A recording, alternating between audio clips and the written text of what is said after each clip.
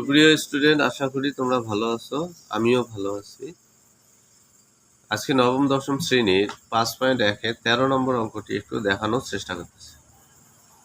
দেখো, অঙ্কটা আছে 1/x + 2 + 1/x + 5 equal 1/x + 3 + 1/x + 4।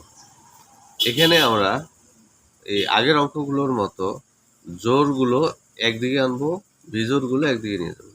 এখানে x+2টা রাখলাম 1/, এইদিকের এই প্লাস জোড়টা নিয়ে আসলাম, যে মাইনাস এখান থেকে প্লাস আসে, মাইনাস হলো সরি 1/x + 4 ইকুয়াল 1/x + 3 আছে, এইদিকে বিজোড়টা নিয়ে আসলাম, এখানে 1/x মাইনাস 1/x + 5। এখন দেখো, এটা লসাগু, এই দুইটা লসাগু যেহেতু মেলে না, দুইটাই হলো, এটা দিয়ে এটা ভাগ দিলে এটা হয়, এটা একে এটাই বসে, যে মাইনাস এই মাইনাস, আবার এটা দিয়ে এই লসাগু ভাগ দিলে এটা থাকে, এটা গুণ, অর্থাৎ মাইনাস চিহ্ন দিয়ে গুণ করলে চিহ্ন শুধু পরিবর্তন হয়, -x -2। এক্ষেত্রেও তাই, দুইটা লসাগু এটা দিয়ে এটা ভাগ দিলে এটা থাকে, এটা একে এটা মাইনাস এই মাইনাস, আবার এটা দিয়ে এটা ভাগ, লসাগুটা ভাগ দিলে এটা কাটা যায়, থাকে এটা দিয়ে এই মাইনাস চিহ্ন ধরে গুণ দিলে চিহ্ন পরিবর্তন হয়, বসে। এটা কাটাকাটি করার পর এটা থাকে 2, ধরো এই এক্স কাটা যায়, এটা থেকে বিয়োগ হয়ে 2 হলো, এই এক্স কাটা যায় প্লাস মাইনাস, আর এটা থেকে এটা বাদ দিয়ে +2 থাকে।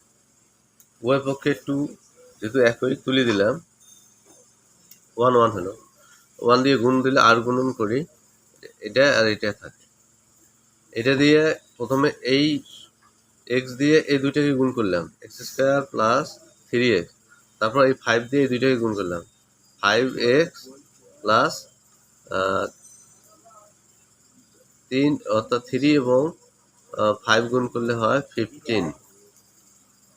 আবার এখানে এই x দ্বারা এটা গুণ করলে x² + 2x, আর 2x, আর 4 দিয়ে গুণ করলে 4x + 8। এখন যোগ বিয়োগ করার পর এটা হলো সম্পূর্ণ এক্স রাশিগুলো এদিকে আনলাম, এক্স যুক্ত পদগুলো এদিকে আনলাম, খালি সংখ্যাগুলো এদিকে নিয়ে গেলাম।